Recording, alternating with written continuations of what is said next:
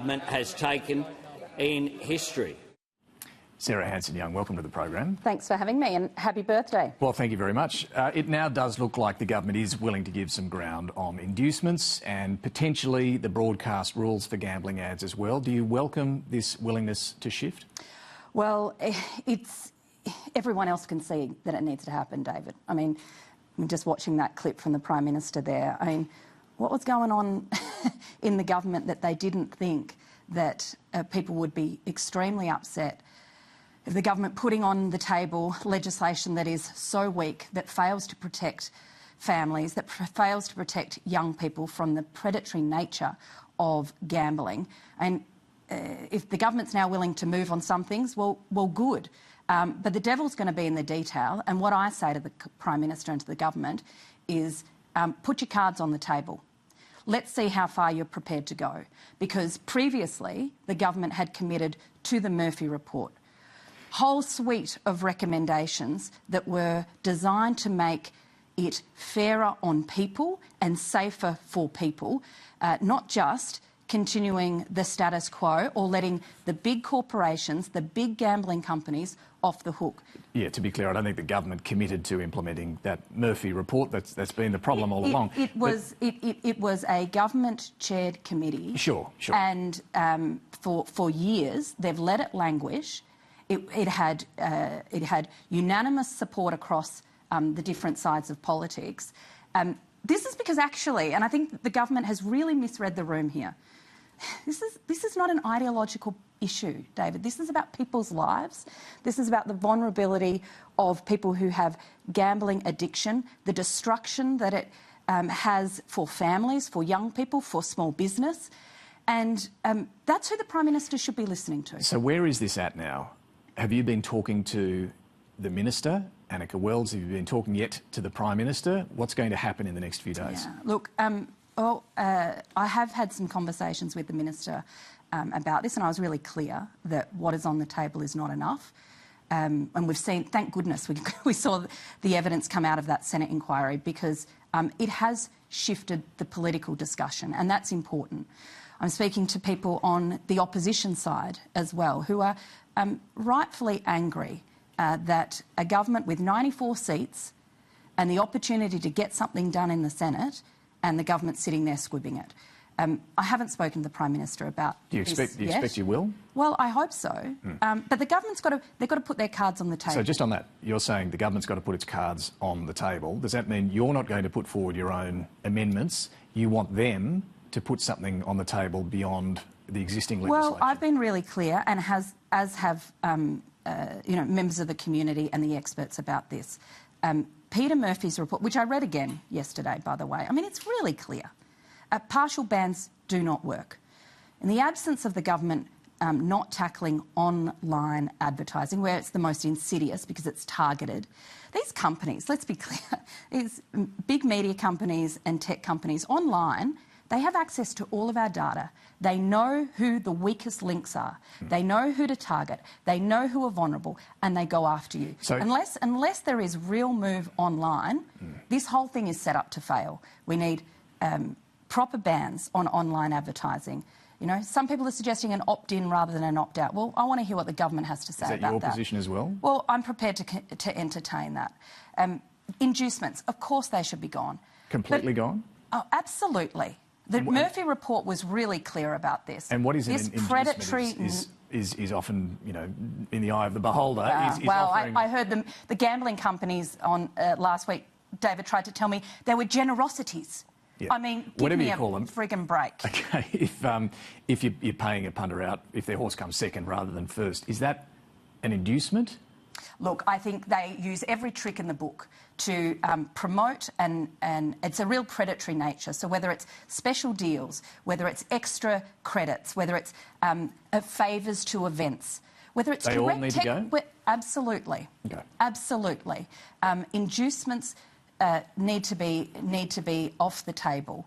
And of course we need a national regulator, because the biggest issue about all of this is the government's introduced this legislation. It's weak, it's got holes through it.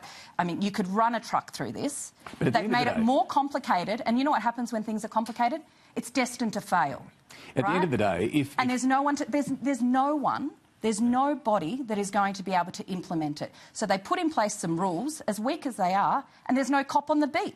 I mean, it fails at every point. Okay, well, if the bill is strengthened beyond what's already in the legislation, is that, bottom line, is the status quo weaker than what the government is willing to do? Would you be prepared to vote against what they do if it's not everything you want? Make the perfect the enemy of good. Well, look, I mean, the government said they weren't prepared to move at all, and now we hear they are. So, I mean, they're playing games here.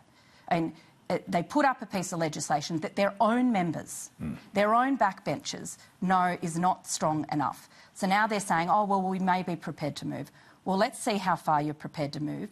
Are you prepared to stand up for the Australian people, for the most vulnerable, for the families who are being torn apart, or are you going to continue to play footsies with the gambling industry? And, Senator, are you prepared to vote for something that is an improvement on the status quo, even if it is not everything that you're talking about this morning? Well, I can tell you what, I'm not prepared to vote for what's on the table at the moment.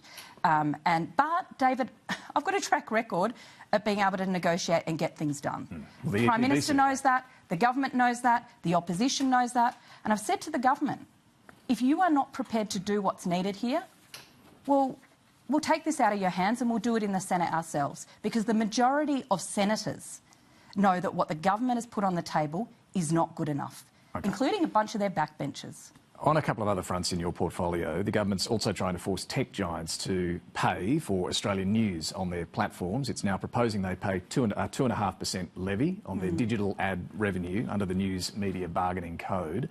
Will you support Labor on this? Look, we haven't seen the legislation yet. It hasn't been released. We only know the changes as per... But the principle? Is that... The principle, look, we know that big tech companies are taking the work of journalists and creators in Australia, having it on their platforms and making massive profit off it. That's not okay. Big tech has to be held to account here, and they have to pay for the content made by others, the work of others that they want to use. And so, is a 2.5% levy on well, ad I think there's enough? A question about whether the amount is enough to compensate Australian journalists and media outlets. So I really want to kick the tyres on this. I also think the bigger question in all of this is how do we ensure that AI is tackled too? Because we're talking about the social media companies taking content, but what about all the AI companies that are hoovering up journalists' work?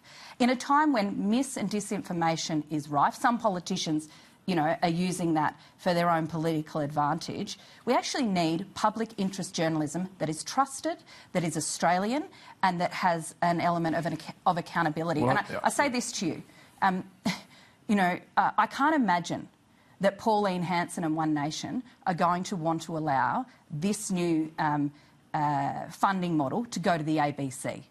And I will fight tooth and nail to make sure our public broadcaster gets its fair share. I wanted to ask you, finally, on artificial intelligence, the data centre debate. You've said you want a moratorium on new data centres until the requirements for these data centres to pay for and provide their own renewable energy and water are legislated. The government says it'll do that by early next year.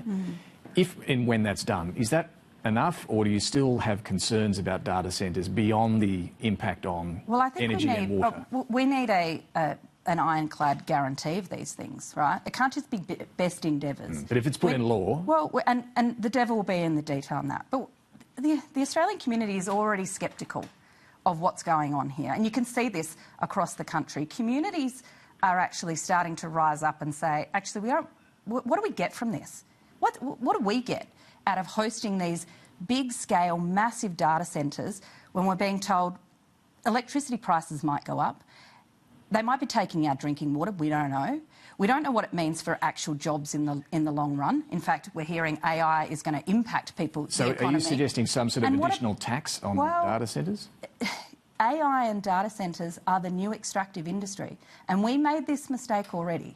We let the gas companies off the hook, and now hear them crying blue murder when you talk about taxing their gas exports. Let's not make the same mistake. So I want an ironclad guarantee for the Australian people. Their power bills won't go up, their water's going to be protected, their jobs are going to be protected, and that they get some type of community benefit. Because without those things, there is going to be no social licence.